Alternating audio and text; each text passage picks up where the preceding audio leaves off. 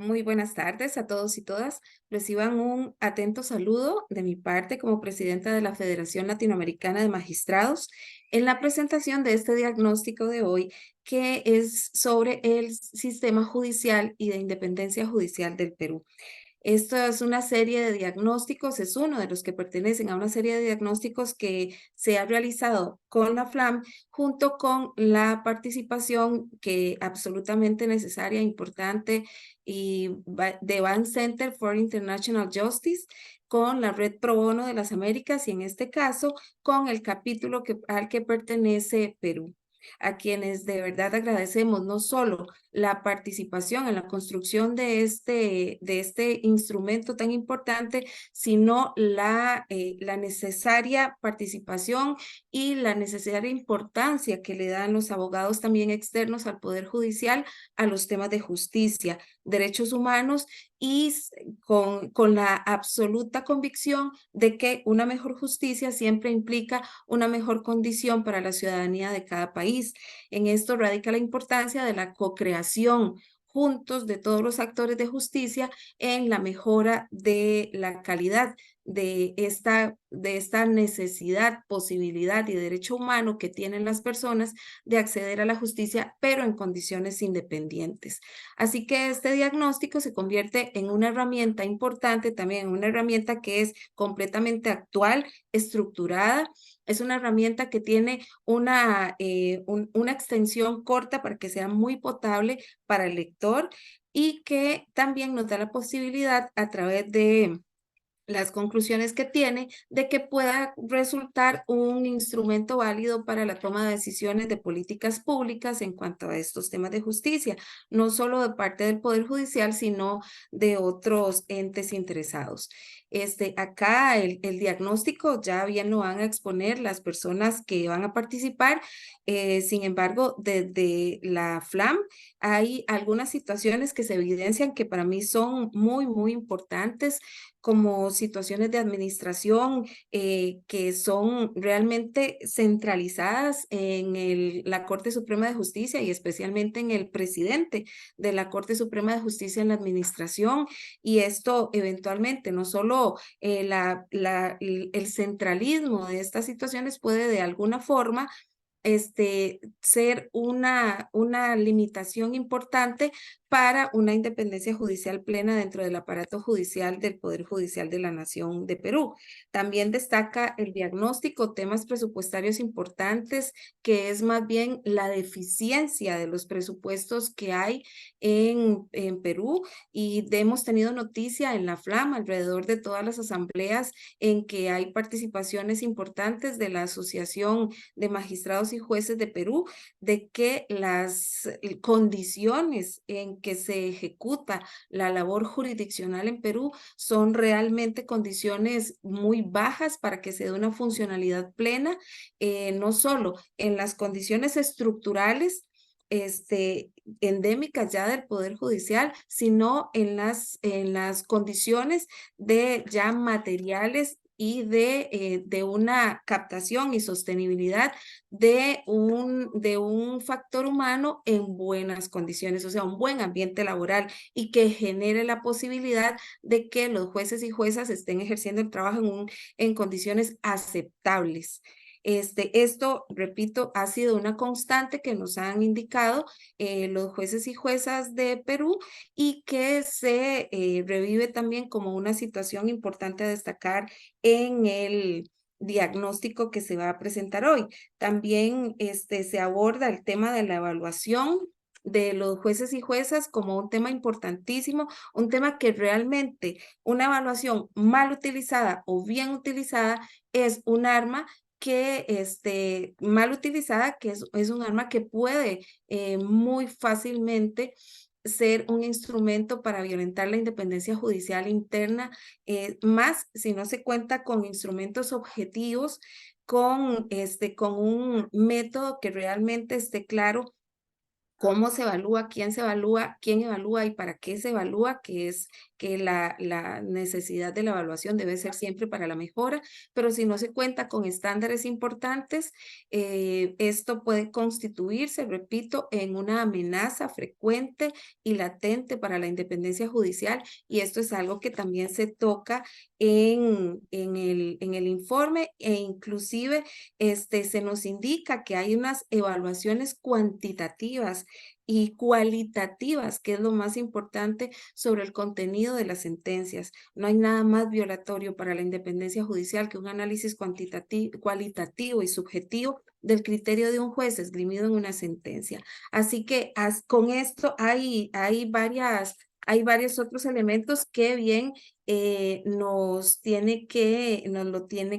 lo van a indicar las personas que van a participar, pero que se indican acá y que lamentablemente otra de las situaciones que se nos convierte que en un tema de análisis en el diagnóstico es también la criminalización, perdón, de jueces y juezas como un instrumento ilegítimo en contra de estos operadores de justicia. Así que hay mucho que analizar en un tema que es de justicia, más en un momento convulso políticamente como en este momento está en la hermana República de Perú, y que lo que resta a los jueces y juezas es ser valientes, ser personas que realmente su función la ejerzan con absoluta independencia, independiente de las presiones que se ejerzan en contra de los jueces, que sabemos que son bastantes. Así que de parte de la Federación Latinoamericana de Magistrados y Jueces siempre van a encontrar un brazo que respalda las acciones de justicia independiente, y nuevamente agradecer a los órganos que nos están ayudando, Van Center y la Red Pro Bono, por estos instrumentos tan valiosos. Así que muchas gracias, Jaime, y te devuelvo la palabra. Muchas gracias, jueza Adriana Orocu. Mi nombre es Jaime Chávez Adolf. Yo soy director de políticas para Latinoamérica del Centro Vans para la Justicia Internacional, que es un programa del Colegio de Abogados de la Ciudad de Nueva York. Nosotros hemos estado trabajando con la FLAM en este proyecto que tiene que ver con la independencia judicial. Y es que desde el punto de vista de la profesión jurídica y desde Nueva York, vemos que la independencia judicial es un tema fundamental. Donde no hay independencia judicial, no hay certeza jurídica, y donde no hay certeza jurídica no puede haber desarrollo porque no puede haber inversión, porque nadie va a querer ir a invertir a un país en el que no sabe qué van a decidir los jueces, o si los jueces van a decidir conforme a la ley, o si van a decidir conforme a otros intereses u otro tipo de cuestiones que no son la ley. Para nosotros, trabajar este tema de independencia judicial ha sido muy importante porque desafortunadamente en la región latinoamericana ha sido muy evidente que hay muchos retos en la materia. Hay muchas tentaciones para que desde ciertos grupos de poder se coopte la judicatura, la actividad de jueces y jueces, de fiscales, pero hay una otra cara de la moneda que tiene que ver con la integridad de las y los jueces. Nosotros, siempre que trabajamos temas de independencia judicial, los trabajamos a la par de la integridad judicial. Y es que no puede haber un juez independiente que sea corrupto, y en la medida que juezas y jueces sean íntegros, esto favorece también la independencia judicial. En los países de Latinoamérica donde hemos estado trabajando, hemos visto, como ya adelantaba la jueza Orocu, que en las diferentes dimensiones de la independencia judicial quedan retos, quedan cuestiones que atender, y es importante apoyar esfuerzos de asociaciones judiciales que están luchando por la independencia judicial. Y es que la independencia judicial no es una cuestión de palabra, no es que una jueza, un juez diga que ellos son independientes. La independencia judicial se ejerce y se demuestra con base en las acciones. Em, En el trabajo que hemos hecho, hemos repetido en diversas ocasiones que juezas y jueces que están velando por sus intereses, que entran dentro del juego político, también están violando la independencia judicial. Y es que en muchas ocasiones se dice mucho, y es algo que repite mucho la jueza Adriana Orocu, que la garantía de independencia judicial no es para las y los jueces, es para las y los justiciables, es para las personas, para la ciudadanía que día a día acuden al Poder Judicial para pedir remedio a violación de sus derechos, ¿no? Y esto por supuesto que es real. Y es que en ese sentido, juezas y jueces que participan en movimientos políticos, muchas de las veces, no me estoy refiriendo a partidos políticos, sino a esquemas de negociación política para resolver cuestiones que favorecen a un grupo político o que perjudican a otro grupo. Estos jueces también están violando la independencia judicial.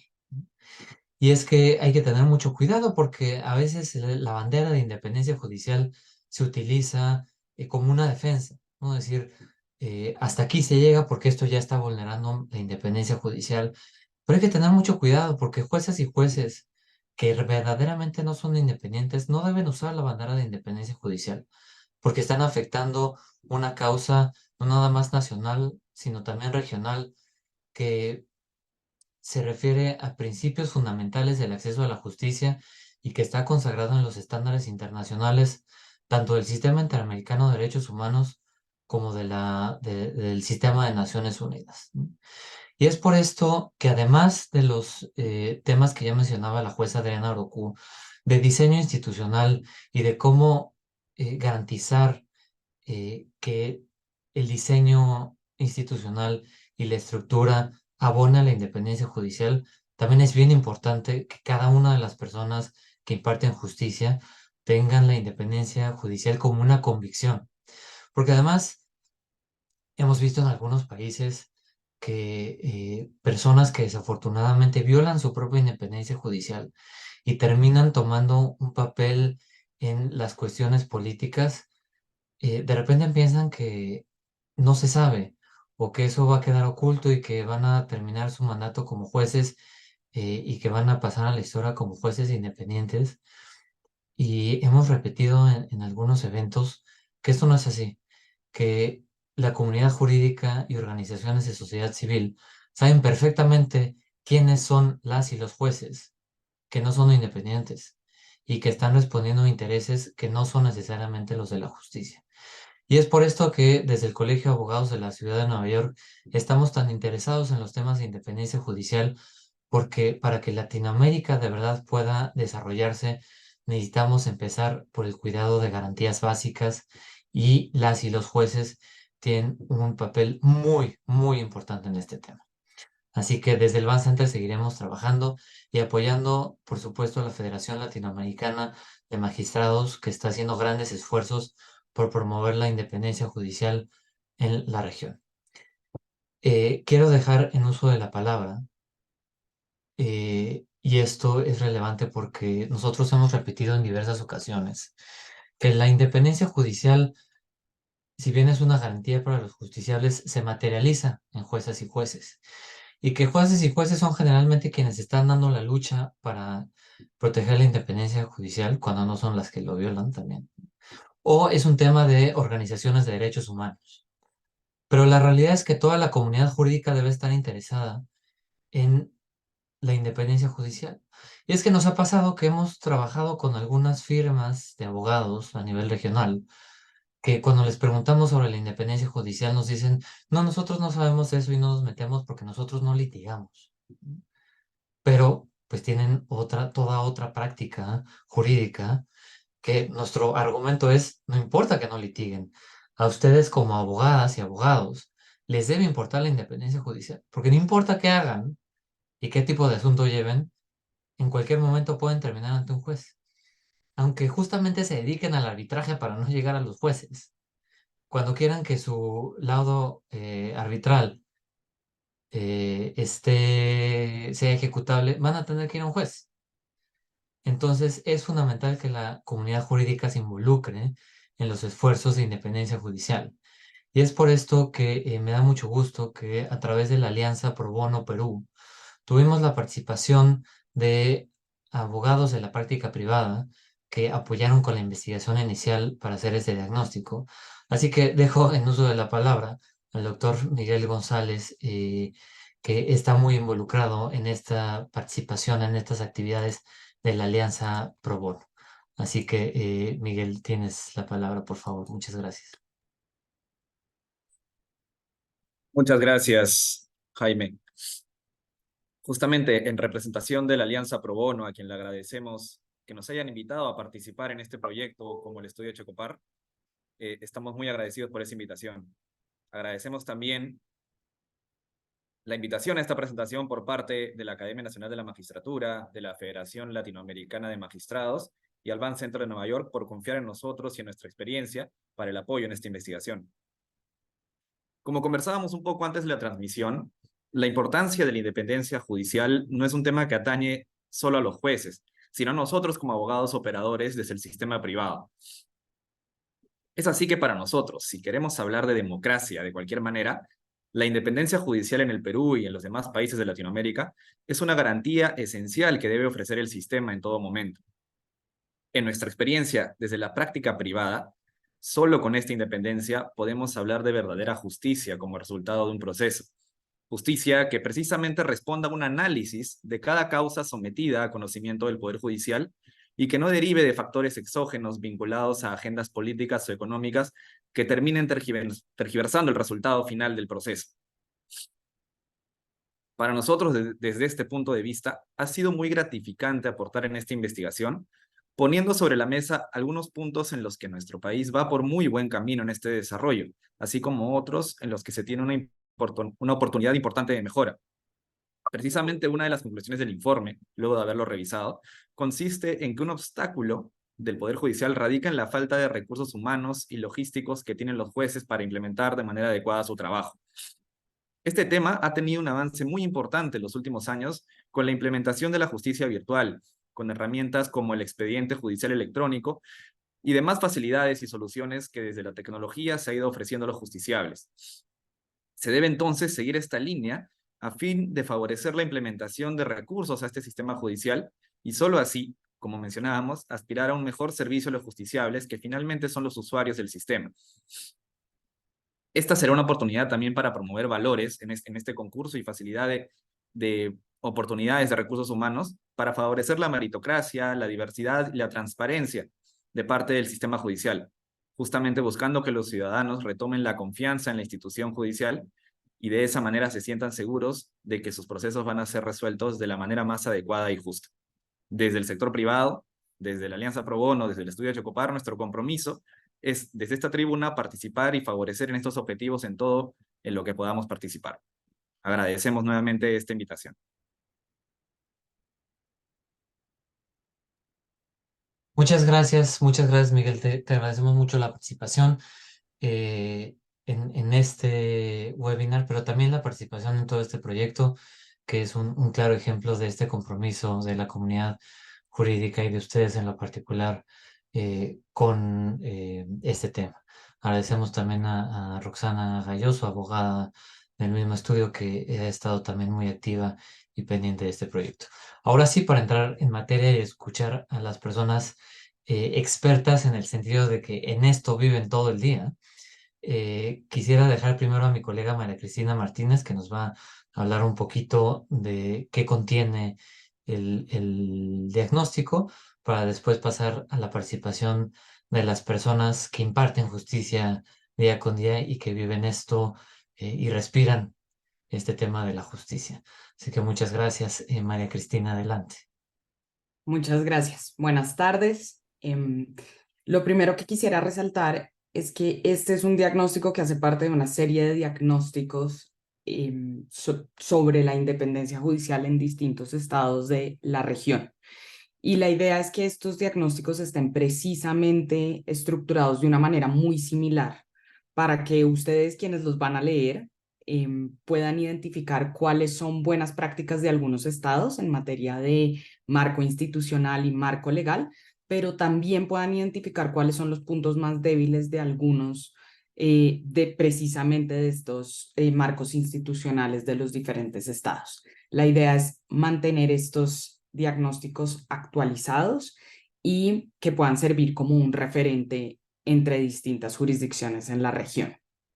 De esta manera, y como decidimos estructurarlos de una manera muy similar para poder ver cuáles son las fortalezas y cuáles son las debilidades, decidimos también que tuviera un orden lógico para el lector. También procuramos que el lenguaje fuera sencillo, porque si bien la mayoría de los lectores van a ser personas que están familiarizadas con la administración de justicia y con los asuntos judiciales, también habrá quienes puedan utilizarlos para otros efectos, por ejemplo, personas que trabajan en medios de comunicación y quieran cubrir algún aspecto de estos que son bastante álgidos, o personas que están en el mundo de los negocios, de distintas industrias y necesiten conocer el estado de la independencia judicial en un estado en específico, en este caso en el Perú, puedan tener una idea general. El diagnóstico también remite a otras fuentes que se pueden consultar y están incluidas en enlaces dentro de las referencias bibliográficas para profundizar en alguno o algunos de los diferentes aspectos. En este sentido, entonces, el diagnóstico primero hace un planteamiento muy general sobre la estructura del Poder Judicial en el Perú, y esto incluye como los principales lineamientos normativos e institucionales para entender cómo está organizado el Poder Judicial. Los poderes judiciales muchas veces cuentan con distintas estructuras, distintas divisiones, distintas formas de administración, de gobierno judicial. Entonces es muy importante entender, y para personas que no están familiarizadas con el sistema legal del Perú, ni con la Constitución, ni demás normas relevantes. Y luego decidimos que es importante iniciar, digamos, un análisis con el tema de la conformación de la judicatura. Cómo es el proceso y cuáles son los mecanismos de selección, nombramiento, de no solo de juezas y jueces, sino también de magistrados y magistradas de altas cortes, con el objetivo un poco de revisar si precisamente estos lineamientos corresponden a buenas prácticas y se apegan a los estándares internacionales en la materia, y también para identificar si en efecto en la práctica se cumplen estas normas y no hay injerencias indebidas por parte de otras ramas del poder público o de actores privados o de incluso de personas que cuentan con procesos ante la jurisdicción para efectos de esta conformación. Entendemos que el proceso de conformación afecta el resto de la administración de justicia, porque es entonces el punto inicial donde empieza a entenderse qué tan robusto es un sistema de administración de justicia. En ese sentido, pues seguimos con otros temas que son muy relevantes ya una vez está conformada la judicatura, por así decirlo, temas que son muy importantes en el marco de la carrera judicial, del funcionamiento y la operación de la judicatura, y que son igual de relevantes al tema de la conformación, porque también así la judicatura sea conformada de una manera independiente, si los sistemas de evaluación, los sistemas de ascensos, de traslados, de retiro, de disciplina, no se apegan a estándares internacionales, estándares objetivos, estándares que estén basados como en las buenas prácticas, pues se afecta la solidez de la independencia en la judicatura. Entonces, incluimos aspectos incluimos como este marco institucional y legal básico sobre cada uno de estos ítems que acabo de mencionar y que igual son muy relevantes para el funcionamiento de la judicatura. También incluimos capítulos sobre seguridad física y jurídica. Desafortunadamente en la región hemos visto cómo la integridad y la libertad de los jueces y de las personas que administran justicia se ve afectada a diario en muchos escenarios y amenazada por distintos factores. Entonces también incluimos cuáles son como las reglas principales y si hay afectaciones o no a estas esferas de juezas y jueces en el Perú. Finalmente, decidimos también incluir, como lo mencionaban la jueza Orocu y también mi colega Jaime Chávez, los temas de integridad, que si bien no es necesariamente idéntico al tema de independencia judicial, sí es un tema muy cercano, es un tema vecino y es un tema que afecta también la percepción y la confianza de la ciudadanía en el sistema de administración de justicia. Entonces buscamos qué buenas prácticas hay en los distintos estados para generar más transparencia, más acceso a la información, más acceso a las organizaciones de la sociedad civil, y pues se pueden, digamos, un poco evaluar esas políticas. Por último, incluimos un capítulo que nos parece muy importante sobre género para evaluar cómo está el tema de la diversidad en la judicatura en los diferentes estados, qué medidas se han adoptado y qué buenas prácticas pues también se pueden implementar en distintas jurisdicciones. Entonces, habiendo hecho este recorrido general, yo quisiera invitar a las juezas y jueces que hemos invitado para este panel para que nos cuenten un poco cuáles son aquellos aspectos que más llamaron su atención en el marco de este diagnóstico y qué procesos, digamos, qué temas quisieran resaltar en este panel de discusión. Para esto, quisiera darle la palabra al doctor Héctor Enrique Lama, que es juez supremo titular, presidente de la Sala Civil Transitoria de la Corte Suprema, para que nos cuente sobre este tema. Muchas gracias.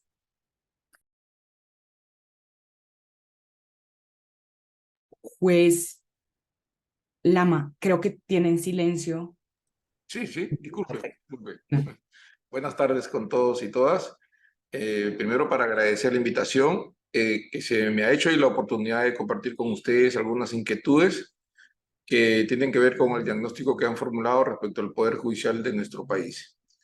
Y he tomado la parte orgánica, presupuestaria. Estuve vinculado al Consejo Ejecutivo de este Poder del Estado durante 6 años y hay cosas muy frescas que creo que podrían contribuir al diagnóstico en esta parte, en la primera parte del documento. En principio tendríamos que partir del hecho de que la independencia judicial es el elemento central que debe cuidarse, protegerse y desarrollarse en el sistema de justicia. Y hablamos de independencia del juez y también, creo yo, independencia del fiscal, porque gran parte de los procesos judiciales y que llegan al juez en materia penal llegan por iniciativa de los fiscales. Y si los fiscales tampoco desarrollan una actividad independiente, poco llegará al Poder Judicial para que sean sometidos a procesos judiciales aquellas causas que deben tener un pronunciamiento del órgano jurisdiccional. Pero centrándome en el tema de la independencia del juez, sí, efectivamente, todo se reduce a el juez de carne y hueso que está en los despachos judiciales, que resuelven los expedientes de los ciudadanos. Y este juez tiene que resolver conforme a lo que hay en el proceso, conforme al ordenamiento jurídico vigente, a los derechos fundamentales que están previstos en nuestra Constitución y, por supuesto, a los derechos que están previstos en las convenciones, declaraciones internacionales sobre derechos humanos y administración de justicia. Digamos, este elemento central de la independencia es en torno al cual gira cualquier tipo de actividad que podría desarrollarse en el Poder Judicial. De hecho, la Sala Plena de la Corte Suprema, el año 2020, aprobó un plan estratégico institucional para el 2021-2030 y tiene como eje central la independencia y el mejor servicio a los ciudadanos, independencia judicial y el mejor servicio a los ciudadanos. Y cuando hablamos de independencia, obviamente no podemos poner a un costado la integridad, porque el juez independiente debe también ser un juez íntegro, ¿no? Y de esta manera se asegura un resultado, digamos, objetivo, justo, equilibrado, en el sentido de racional y una decisión proporcional sobre los conflictos que son materia de discusión o de controversia. Diríamos que, digamos, saliendo de este aspecto ya personal del juez, la organización del Poder Judicial cumple un rol fundamental para poner a buen recaudo esta independencia o para protegerla o desarrollarla. Si el Poder Judicial en su organización no proporciona los elementos adecuados para que esta labor del juez en la solución de los conflictos no sea un escenario propicio entonces es posible que su labor no se vea reflejada como se quisiera. Entonces tenemos ahí la organización del Poder Judicial. Nosotros tenemos una organización que se ha descrito muy bien en el diagnóstico, 3 órganos que son la máxima dirección del Poder Judicial, el presidente del Poder Judicial, el Consejo Ejecutivo y la Sala Plena de la Corte Suprema. Sin embargo, debajo de estos órganos administrativos están las gerencias, que son los aparatos administrativos que hacen que el Poder Judicial administrativamente funcione, independientemente de los órganos jurisdiccionales, que son la columna vertebral del Poder Judicial. Nuestro Poder Judicial ha tenido y tiene actualmente un sistema de organización gerencial muy antiguo, más de 30 años, y entonces tiene una forma de atender los requerimientos que los órganos jurisdiccionales hacen de una manera muy lenta y además no muy eficiente, y no se aprovecha al máximo los escasos recursos que se nos asigna por razón del presupuesto. Y esta, digamos, forma de gerenciamiento está tratando de ser superada con un nuevo reglamento de organización y funciones que no iba a entrar en vigencia el 1 de diciembre, se ha diferido por 2 meses más para ajustar algunos defectos que tiene este reglamento, esta propuesta, pero este nuevo reglamento tiende a tratar de que las gerencias tomen una dinámica más moderna, ¿no? De esta gestión por procesos y para resultados, ¿no? Es decir, aquella que se desarrolla sobre la base de la identificación de los procesos administrativos que cada área del Poder Judicial tiene en el terreno administrativo. Porque una de las cosas que fallan las gerencias es que ni siquiera tienen mapeados sus procesos y los usan simplemente por la costumbre o por la inercia, y cuando un funcionario sale de esa gerencia, el nuevo que entra de repente tiene que redescubrir lo que hizo el anterior. Es decir, no tienen identificados los procesos como corresponde a una gestión moderna. Y de esta manera tampoco podrían asegurar la mejora de esos procesos ante la variación de los requerimientos de los órganos jurisdiccionales. Entonces, hay un primer paso que recién se está haciendo en tratar de reordenar las actividades de las gerencias en el marco de una moderna gestión por procesos y para resultados, que suena como a cliché, pero que en realidad contiene dinámicas, organizaciones, reglas, incluso principios propios que facilitan un trabajo más eficiente por parte del aparato administrativo. Por un lado. Y por otro lado, el elemento también clave es la no actualización, la falta de sinceramiento de los órganos jurisdiccionales, que da lugar a una provisionalidad muy grande, ¿no? Solamente para poner como ejemplo, la Corte Suprema de Justicia de Perú tiene 10 salas supremas. Sin embargo, solo se reconocen como salas supremas permanentes 3. Una sala civil permanente, una sala constitucional y social permanente y una sala penal permanente, que son el número de jueces supremos titulares que están en la función jurisdiccional, 15 en este caso. Pero además de esas 3 salas supremas permanentes, hay 7 salas supremas transitorias. Entonces tenemos 5 salas de derecho constitucional y social, una sala civil transitoria y una sala penal transitoria, lo que hace que de las 10 salas supremas, solo 15 jueces son titulares y 35 jueces son provisionales. Esta provisionalidad afecta en realidad la dinámica de la independencia. Se ven afectados en el sentido de su temporalidad en el cargo, ¿no?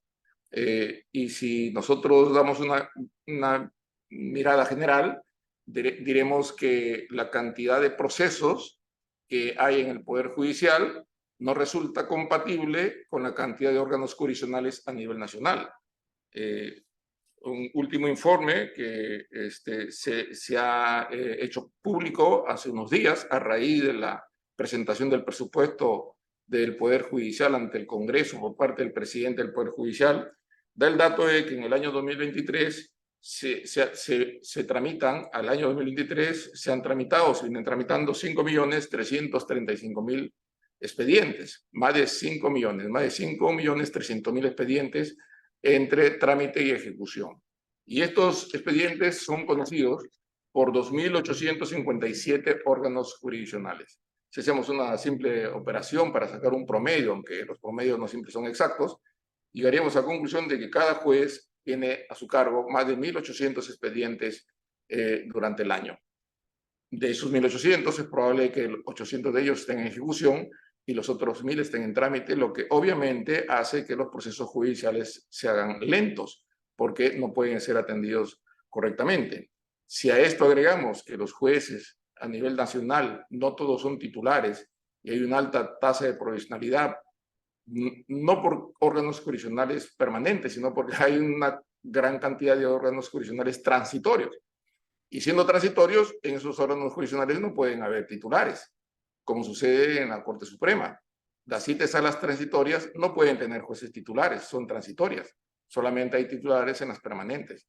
Entonces hay que sincerar la organización a nivel de órganos jurisdiccionales para que la estabilidad de los jueces pueda asegurar o poner a buen recaudo la independencia.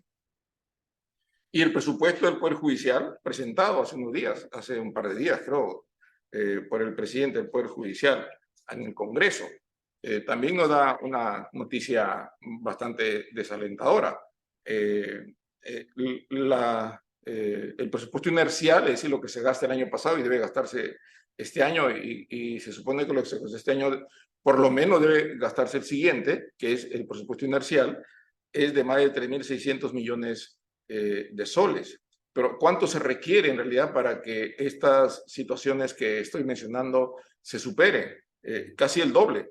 Son cerca de 3.500 millones de demanda adicional que ha solicitado el Poder Judicial al Congreso de la República a efecto de que se le facilite este recurso económico o parte de él para sincerar los órganos jurisdiccionales y para poder desarrollar los proyectos vinculados a la mejora de los procesos judiciales, a la mejora de las instalaciones, a la realización de los proyectos de obras para que los órganos jurisdiccionales funcionen en locales adecuados, construidos para ser órganos jurisdiccionales, porque muchos órganos jurisdiccionales funcionan en locales que han sido domicilios, que han sido hoteles, que han sido tiendas, ¿no? Y que no son propicios para el desarrollo de los órganos jurisdiccionales en su actividad.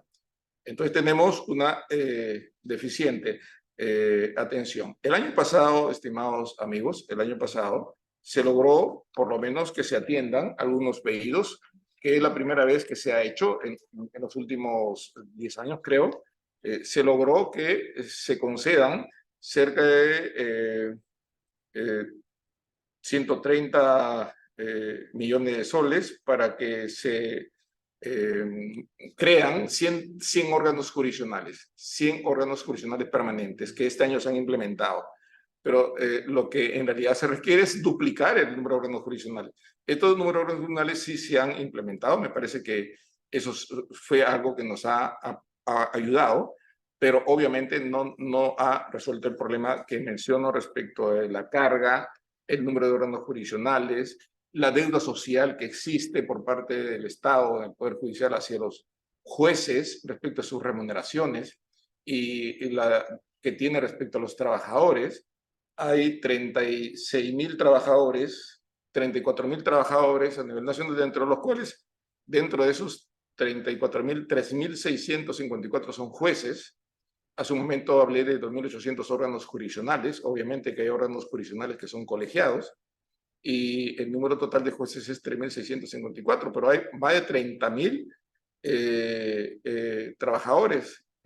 La mitad, casi la mitad de ellos, están en un régimen laboral completamente violatorio a los derechos básicos de los trabajadores. Son personas que no tienen derechos similares a los que tienen sus compañeros, que es un régimen distinto. Este régimen se llama Contrato de Administración CAS, que tienen derechos laborales reducidos a la mitad comparado con los derechos laborales que tienen sus compañeros que tienen un régimen distinto y que hacen lo mismo, ¿no? Entonces hay mucho por sincerar. Esto sin duda contribuye a un escenario no propicio para una protección mejor a la independencia judicial. Finalmente, debo anotar que la idea de la mejora en la atención del servicio no solamente es recursos económicos. Recursos económicos es muy importante, ¿cierto? Porque facilita, digamos, los espacios, los ambientes, los equipos, las máquinas, pero lo más importante también es la mejora de los procesos. Los procesos judiciales también deben ser mejorados y esa es una labor también de los órganos de gobierno y de los propios magistrados que contribuyen con sus ideas, con sus aportes para la mejora de los procesos judiciales. Y si nosotros hacemos que los procesos judiciales en su organización interna, los despachos, se puedan desplegar actividades mucho más rápidas, mucho más céleres, restringiendo o eliminando aquellos pasos muertos, aquellas áreas completamente inútiles, podría hacerse que el tiempo que demore un proceso se reduzca, solo mejorando el proceso interno en los despachos judiciales. De esto sí se está avanzando, en parte, pero ante la ausencia de cobertura económica se ralentiza esta propuesta de transformación en la organización de los despachos judiciales, ¿no? Que ahora tenemos casi generalizado esta organización de los despachos corporativos, que se llaman oficinas judiciales en Chile o en otros países, donde los jueces están integrando un módulo y no un despacho individual, sino que trabajan como en equipo y la parte administrativa está a cargo de un administrador y la parte jurisdiccional a cargo del juez, quien se hace cargo, por supuesto, de las audiencias y el dictado de los fallos y sentencias y de las decisiones en general, ¿no? Que las dicta en las audiencias. Entonces, son los procesos los que hay que mejorar también. Es el recurso económico, que es muy importante y hay que aprovechar al máximo. La organización también de gerenciamiento, que mientras no esté con nuevos modelos no va a poder ser demasiada utilidad para los órganos jurisdiccionales. Y finalmente, y con esto termino, la tecnología. Efectivamente, el Poder Judicial ha avanzado, ha desarrollado aplicativos electrónicos que los tenía antes de la pandemia, pero que con la pandemia se han repotenciado. Se mencionó hace un minuto el expediente judicial electrónico. Actualmente el expediente judicial electrónico está presente en más de 1000 órganos jurisdiccionales. Digamos, casi más de un tercio de los órganos jurisdiccionales tienen expediente electrónico. El expediente electrónico acelera, por supuesto, y hace transparente el proceso. Elimina los tiempos muertos que son propios del trámite de papel. Y esto, digamos, es un avance, pero no es suficiente porque tenemos arrastrando, digamos, expedientes antiguos que no logran, digamos, acabarse por la forma como es que se tramitaron en su momento y que hasta ahora, por razones de escasez de órganos jurisdiccionales, se continúan haciendo en los propios despachos que a la vez tienen expediente electrónico. Un despacho ordinario tiene expedientes electrónicos y además tiene expedientes físicos. Entonces no digamos, logra, digamos, este rezago no logra superarse con mucha facilidad y se arrastra, obviamente, impactando también en los tiempos que deberían ser más aliviados para el caso del expediente electrónico. La tecnología es un instrumento, no es la varita mágica que resuelve todos los problemas. Detrás de la tecnología hay una persona, es el juez, los trabajadores. Y si el juez no tiene independencia, la tecnología no le va a ayudar a mucho en la solución válida de los casos. La clave es poner a los jueces en un escenario propicio para que se desarrolle cabalmente, siempre garantizándole la independencia en las decisiones judiciales. Y finalmente, una de las ideas que tiene la Sala Plena de la Corte Suprema es que la autonomía institucional es muy importante para asegurar la independencia. Hablo de la autonomía institucional porque hay una propuesta del Poder Judicial para que el presupuesto del Poder Judicial no sea tramitado como se hace ahora, discutiendo cantidad de recursos más, cantidad de recursos menos, sino que se asigne un porcentaje del presupuesto general de la República. La propuesta del Poder Judicial es que el 4% del presupuesto general de la República sea asignado al Poder Judicial y que el Poder Judicial lo administre, ¿no? Sin tener que estar pidiendo permiso para cada actividad que realice el Poder Judicial cuando hay un gasto importante, que pide permiso al Ministerio de Economía y Finanzas para que abra el caño y suelte la plata. En previa verificación si es que es de interés del Ministerio de Economía y Finanzas que eso funcione. Si tuviéramos asignado el 4% del presupuesto de la República, creo que podríamos administrar nosotros nuestros propios recursos y hacerlos mucho más eficientes. Muy bien, creo que me extendí un poco en el tiempo y espero haber sido de utilidad. Muchas gracias. Muchísimas gracias, juez Lama. Ciertamente los asuntos que usted menciona, especialmente aquellos de gerencia del Poder Judicial, el uso de cargos en provisionalidad y el tema del presupuesto, son asuntos transversales en la región que se han vuelto muy problemáticos y muy críticos. Quisiera darle la palabra a la magistrada Susana Castañeda, que actúa en la Sala Penal Transitoria de la Corte Suprema. Muchas gracias. Sí, muy buenas tardes y muchas gracias por la invitación. Estamos muy contentos los jueces de Perú de saber que hay una institución extranjera que se ha preocupado para elaborar un diagnóstico sobre la independencia del sistema judicial en el Perú y en otras latitudes, porque entendemos de que los problemas que manejamos son casi comunes.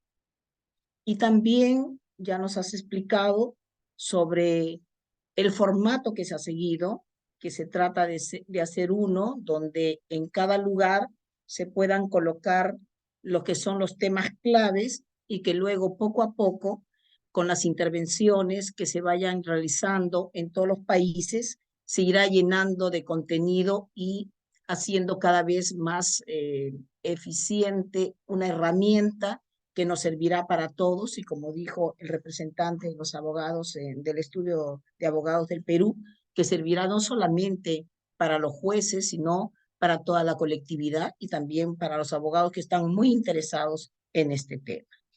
Entonces, a mí me gustaría empezar hablando algo de que ustedes han puesto como conclusión. En el documento diagnóstico sobre la independencia del sistema judicial en el Perú, se dice que es un reto grande impartir justicia en un clima de constante inestabilidad y polarización política como en el presente. Creo que los acontecimientos que estamos viviendo hace apenas 2 días les dan la razón en todo lo que han colocado en ese párrafo, porque la verdad estamos extrañados de ver que lo que nosotros como Poder Judicial experimentamos en el año 2018, ahora lo estamos viendo en otra institución que es relevante en el sistema de justicia, como lo es el Ministerio Público.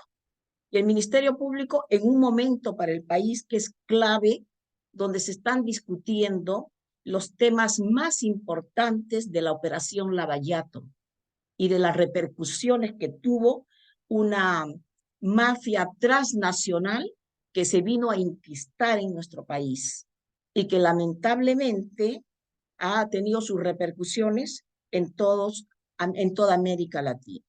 Entonces, miren, este es un tema que nos debe llamar seriamente a la reflexión, porque lamentablemente cuando se produjo la gran crisis en el sistema judicial, específicamente en el Poder Judicial y en el Consejo Nacional de la Magistratura, que estamos hablando del 2018, se va a llevar a cabo la reforma constitucional en nuestro país. Y una de las 4 preguntas del referéndum fue, ¿aprueba la reforma constitucional sobre la conformación y funciones de la Junta Nacional de Justicia ante CNM? Por supuesto que muchísimos dijeron que sí, ante el problema que se presentaba en nuestro país. Entonces, el año 2019 se va a promulgar la ley 30.904, que es la ley de reforma constitucional sobre la conformación y funciones de la Junta Nacional de Justicia y va a modificar los artículos 154, 155 y 156 de la Constitución. Creo que un cambio significativo que se dio en la Junta Nacional de Justicia es que deja de participar la sociedad civil, que tenía 2 representantes, para ser representantes, todos abogados, y ya no tampoco representantes del Poder Judicial y del Ministerio Público. Evaluaremos a futuro si ese cambio fue correcto o no lo fue, porque recién la Junta inició sus funciones el 6 de enero del 2020 y han pasado apenas 3 años y medio en una institución, es muy poco tiempo de vida, pero han tenido una gran tarea que realizar que le encomendó la propia reforma constitucional, como es en la revisión, nombramientos, ratificaciones, evaluaciones y procedimientos disciplinarios del ex Consejo Nacional de la Magistratura, que hasta la fecha no pueden concluir. Entonces, ¿por qué hago estas referencias? Porque esto tiene que ver definitivamente con el proceso de nombramiento de jueces. Ya lo dijo nuestro juez supremo, el doctor Lama, nos encontramos con un alto grado de provisionalidad. Eso es un problema que nos gustaría que ustedes lo aborden mucho más, seguramente en una próxima edición. No es posible que en un país como el nuestro tengamos el 50.7% de titulares, el 17.1% de provisionales y el 32.3% de supernumerarios. Los supernumerarios no son jueces de carrera, los provisionales sí. Entonces, vamos a tener un 50.7% de titulares y provisionales, sumando los dos, 49.4%. Esta gran carga de trabajo que se le dio a la Junta Nacional de Justicia no permite que se haga un nombramiento de jueces rápido, adecuado, como nosotros esperamos. Porque es cierto lo que dijo el doctor Lama. La provisionalidad afecta la independencia judicial. Eso está clarísimo. Porque una persona que es juez provisional no sabe si mañana seguirá en el cargo. Porque si nombran a otra persona como presidente, puede decir ya no quiero a esta persona y va a tener que ir a su puesto de titular. Por supuesto, que los que son titulares lo conocen y lo saben, pero el juez necesita de garantías de estabilidad y de permanencia para el ejercicio del cargo. Entonces, yo considero que, si bien es cierto, ya está puesto acá cuáles son los requisitos, las etapas del concurso, es necesario ver la problemática de establecer mecanismos que permitan que de manera más rápida se logre concretizar los procesos de selección y nombramiento y copar las plazas para que ya no exista este alto grado de provisionalidad. ¿Sí? Ahora, en cuanto a las calificaciones y requisitos necesarios para convertirse en juez, tenemos la Junta Nacional de Justicia, es aquella que se va a encargar de la selección y nombramiento de jueces y también de fiscales en todos los niveles, pero además tiene funciones importantísimas, como son la ratificación de jueces y fiscales, una figura extraña que no se conoce en otros países, porque lo que existe es la evaluación del desempeño. Acá tenemos una ratificación cada 7 años y una evaluación parcial del desempeño cada 3 años, 6 meses. Yo me pregunto, un juez con la gran carga procesal que tiene, con el escaso personal con el que cuenta y que no tiene ese personal sueldos adecuados, puede pasar un proceso de ratificación que en mi caso me tomó cerca de 11 meses y luego después tener que pasar un proceso de evaluación del desempeño que de repente le tomará 6 meses más. Entonces yo creo que esas situaciones debemos de poder enfrentarlas para evitar en el futuro de que tengamos que estar sometidos a 2 procesos de evaluación. Antes teníamos lo mismo, pero el Tribunal Constitucional dijo que la evaluación del desempeño era inconstitucional en la medida en que no se había determinado quiénes eran los órganos que iban a llevar a cabo esa función.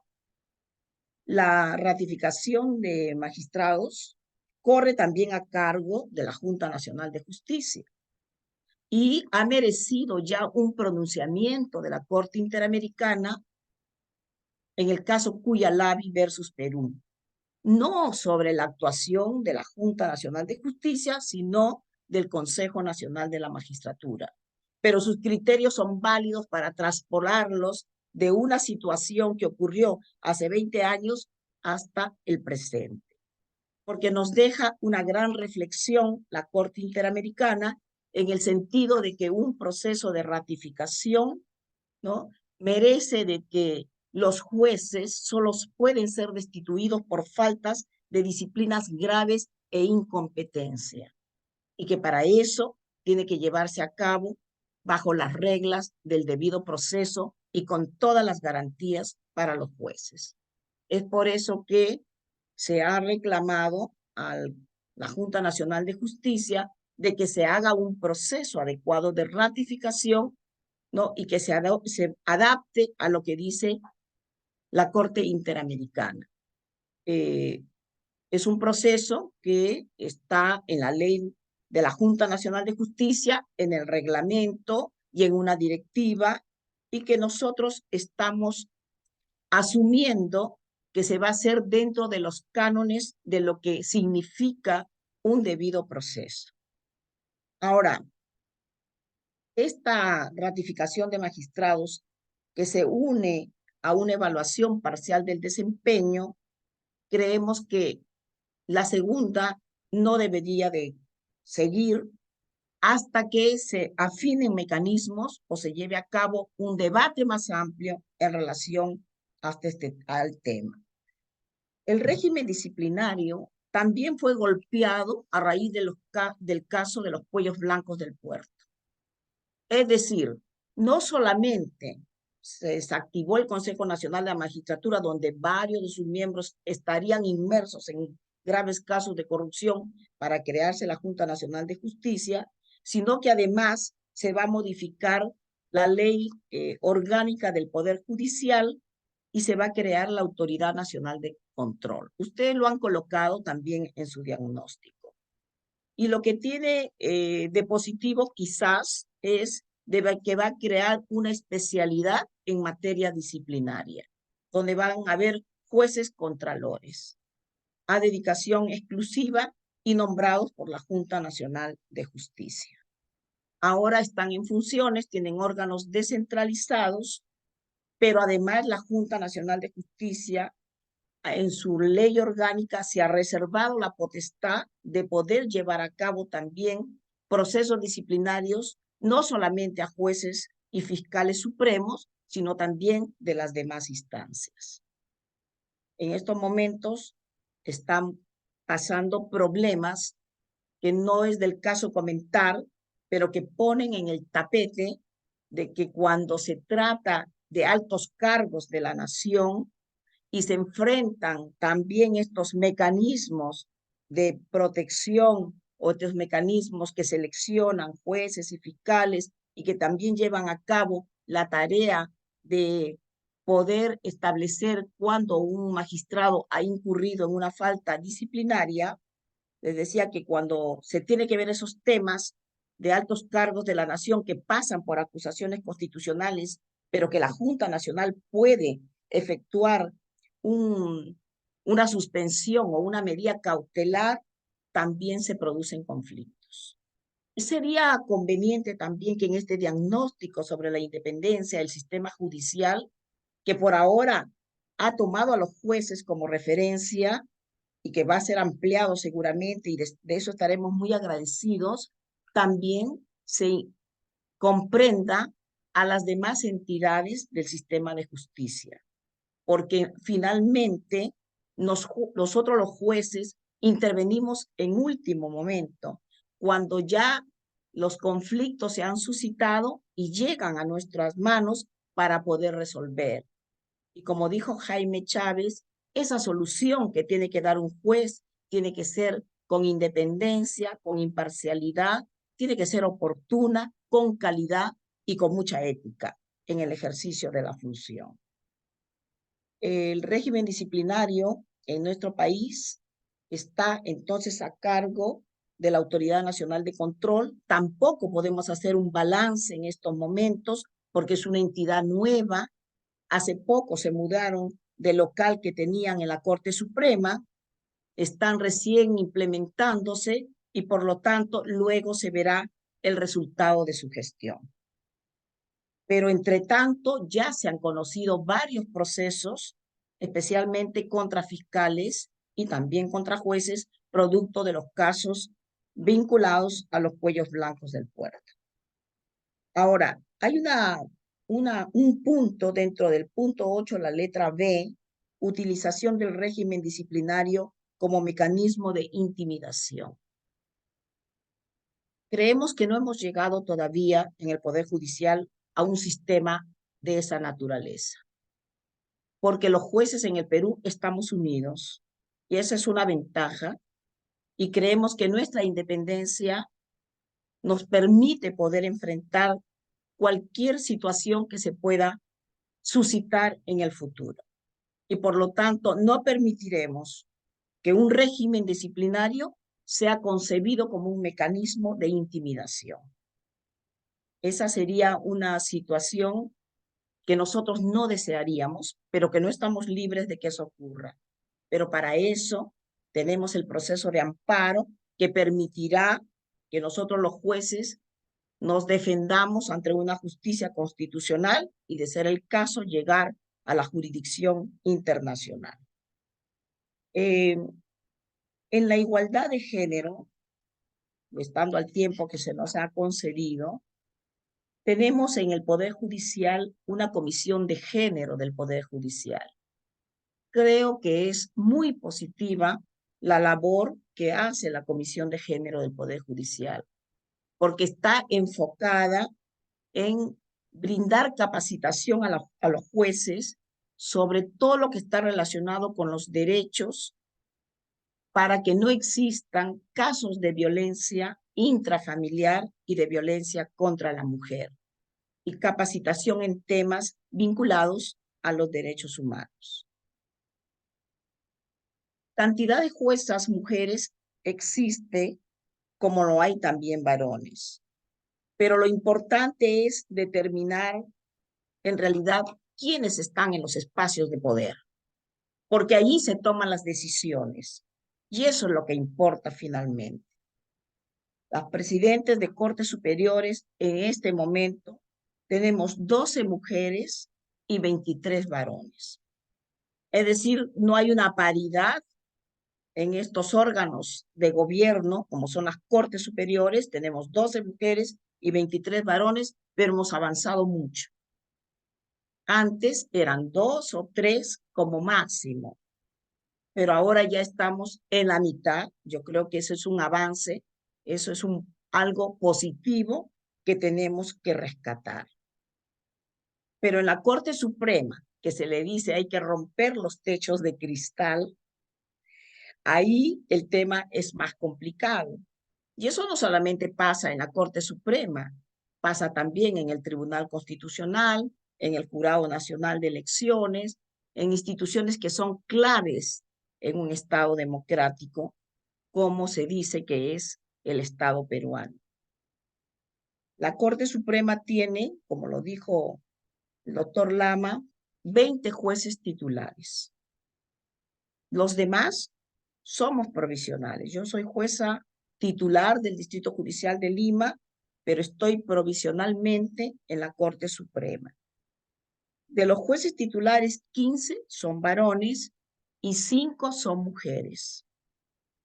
Tuvimos en el periodo anterior la primera oportunidad de que después de 200 años de haber logrado la independencia del Perú, una mujer ocupe el cargo de presidenta de la Corte Suprema, la doctora Elvia Barrios Alvarado. O sea que tuvimos que esperar la gesta de la independencia después de ella, en 1821, 200 años, para poder tener una primera presidenta mujer en el Poder Judicial. Por eso decía que los techos de cristal son mucho más duros mientras más se escale. Pero hemos avanzado también porque ahora tenemos 5 mujeres y 15 varones. Yo suscribo plenamente todo lo que ha dicho el doctor Lama en relación a la estructura del Poder Judicial, ¿no? Porque en realidad él es una persona que conoce el tema, ha estado en el Consejo Ejecutivo del Poder Judicial, que es el órgano de gobierno, y nosotras las mujeres, estamos en estos momentos bajo la línea de una impartición de justicia con una perspectiva de género. Y con ello, para ello contamos con la Comisión de Género del Poder Judicial. Creo que hay mucho por hacer. Creo que hay mucho por hacer. Estamos por ahora sabiendo que vienen casos muy difíciles, van a llegar, porque la situación está muy oscurecida en nuestro país, pero como dice el diagnóstico de la independencia del sistema judicial en el país, y lo vuelvo a afirmar, es un reto grande impartir justicia en un clima de inestabilidad y polarización política. Yo diría es un reto muy grande, pero lo vamos a lograr y saldremos adelante. Muchas gracias. Muchísimas gracias, magistrada Castañeda. Les agradecemos a todos los participantes y las participantes que siguen con nosotros. Ciertamente los temas que usted tocó en materia de género y en varios aspectos de la carrera judicial son sumamente relevantes para esta discusión. Le quiero dar la palabra finalmente al presidente de la primera Sala Constitucional de la Corte Superior de Lima, Osvaldo Ordóñez, para que nos dé sus comentarios finales sobre este tema. Muchas gracias.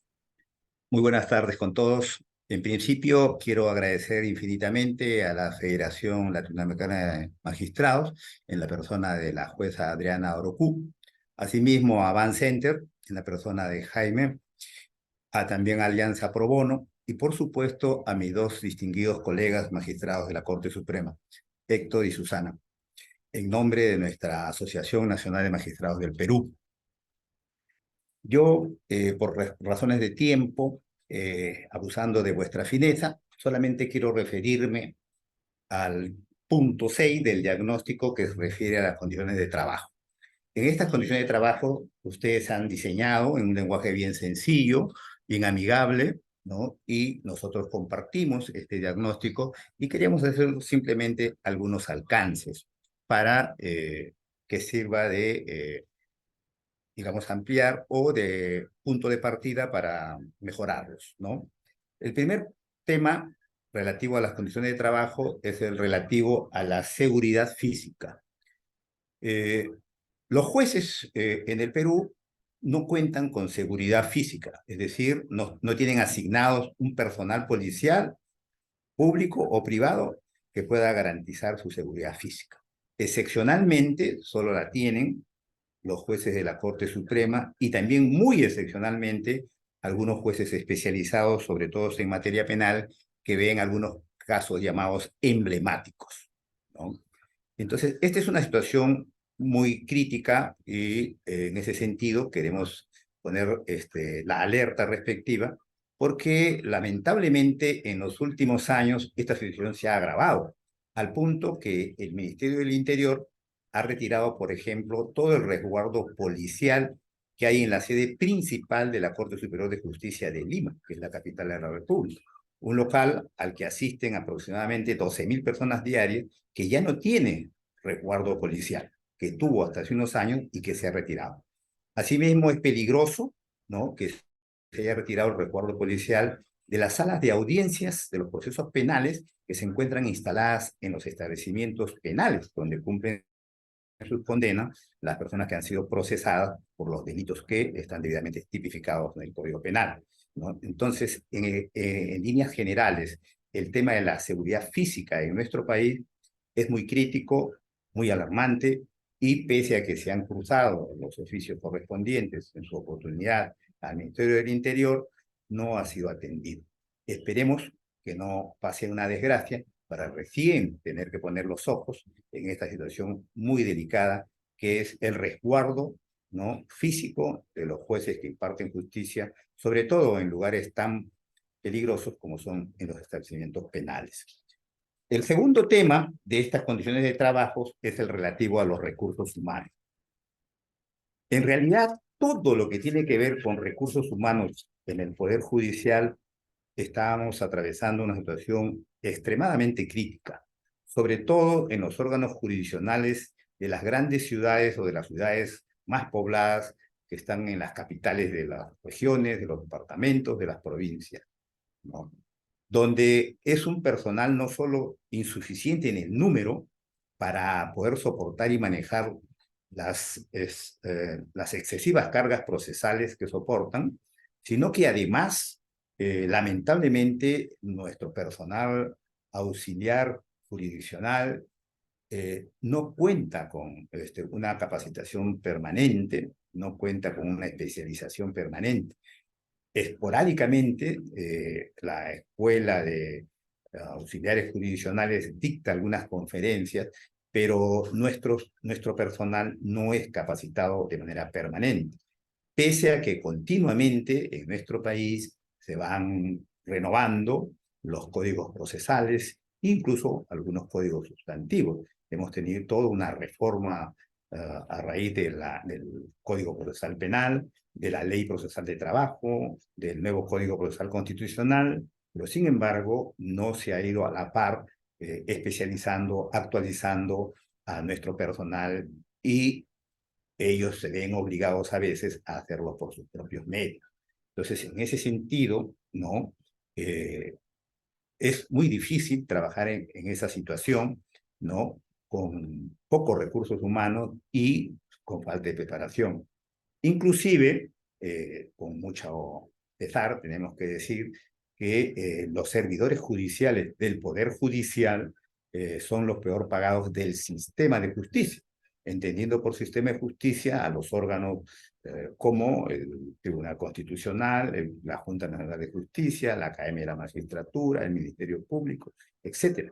Entonces, pese al trabajo muy calificado y especializado que tienen que hacer, perciben sueldos muy bajos, ¿no? Por eso es que en los últimos tiempos y actualmente se sigue exigiendo al Poder Ejecutivo, puntualmente al Ministerio de Economía y Finanzas, para que provea los fondos necesarios para poder cumplir, ¿no? Con este personal. En lo que respecta a los jueces, si bien la Constitución política del Perú señala que los jueces, el Estado les garantiza una remuneración acorde a su misión y jerarquía, y eso lo desarrolla constitucionalmente en la Ley Orgánica del Poder Judicial, que le vuelve a señalar que tiene derecho a una remuneración acorde a su misión y jerarquía, e incluso establece de manera meridiana y clara cuánto es el monto que debe percibir, porque señala que expresamente un juez de la Corte Suprema debe percibir, ¿no?, el 90% de lo que, perdón, un juez de la Corte Suprema debe percibir lo que percibe un congresista de la República, y un juez superior el 90% de lo que percibe un juez supremo, un juez especializado el 80% de lo que percibe un juez supremo, y un juez de paz letrado el 70%. Sin embargo, la Ley Orgánica del Poder Judicial entró en vigencia el año 1991 y hasta el año 2013 no se cumplía con ese precepto constitucional y con la ley orgánica. Motivo por el cual precisamente la Asociación Nacional de Magistrados del Perú tuvo la obligación de iniciar un proceso constitucional de cumplimiento para que las autoridades del Poder Judicial y del Ministerio de Economía y Finanzas cumplan con pagar los porcentajes que estaban establecidos en la ley. Recién a partir del año 2013 se está pagando con los porcentajes, pero porcentajes reducidos del 90 a 80, de 80 a 62 y de 70 a 40. E incluso, ¿no?, a partir del 2018, que ha habido un incremento en la remuneración de los jueces supremos, tampoco se cumple con los nuevos porcentajes reducidos que estableció el Congreso de la República. Por lo que se ha visto nuevamente en la obligación, tanto los jueces como la Asociación Nacional de Magistrados, a iniciar sendos procesos constitucionales para que se cumplan con pagar los porcentajes que están establecidos en la Ley Orgánica del Poder Judicial y también en base a la Constitución. Entonces, ese es un tema muy, muy delicado, y que incluso la Asociación Nacional de Magistrados del Perú se ha visto obligada a recurrir a la instancia supranacional ante la Comisión Interamericana de Derechos Humanos, porque hay una negativa sistemática del Poder Ejecutivo de cumplir con pagar las remuneraciones conforme está establecido en la Constitución y en la Ley Orgánica del Poder Judicial. Nosotros consideramos que este es un tema muy delicado y tiene estrecha vinculación con la independencia judicial, porque no es posible que los jueces, su remuneración esté supeditada a los gobiernos de turno. Precisamente el constituyente previó eso y estableció expresamente los montos y los porcentajes en la Ley Orgánica del Poder Judicial, ¿no? Para que los sueldos o remuneraciones de los magistrados no esté supeditada a los gobiernos de turno. En ese sentido, nosotros estamos también, y es el momento oportuno para agradecer a la Federación Latinoamericana de Magistrados, que se ha incorporado al proceso internacional que tiene la asociación en la comisión con sede en Washington en calidad de amicus curiae. Soy consciente de que mis colegas que me antecedieron el uso de la palabra, por la naturaleza de los temas que tuvieron que tratar, se excedieron un poco y por esas razones yo les agradezco infinitamente la paciencia y estoy en todo caso ya no sobre cualquier pregunta que ustedes consideren pertinente. Muchísimas gracias. Muchísimas gracias, magistrado Ordóñez. Con esto damos cierre a este panel de discusión. Los invitamos entonces a que lean el diagnóstico que está, cuyo enlace está en la parte del chat de esta plataforma, y también lo pueden conseguir en la página de la FLAM y en las redes sociales. Y también para que entren a la página de la FLAM y la utilicen como una plataforma de discusión y demás asuntos. Les agradecemos muchísimo su asistencia el día de hoy y la discusión de estos importantes asuntos para la región. Muchas gracias a todos. Muchas gracias. Muchísimas gracias. Muchas gracias también. Muchas gracias. Muchas gracias Gracias. con todos. Que estén muy bien. Hasta luego. Hasta pronto. Adiós, Adriana. Un Hasta abrazo.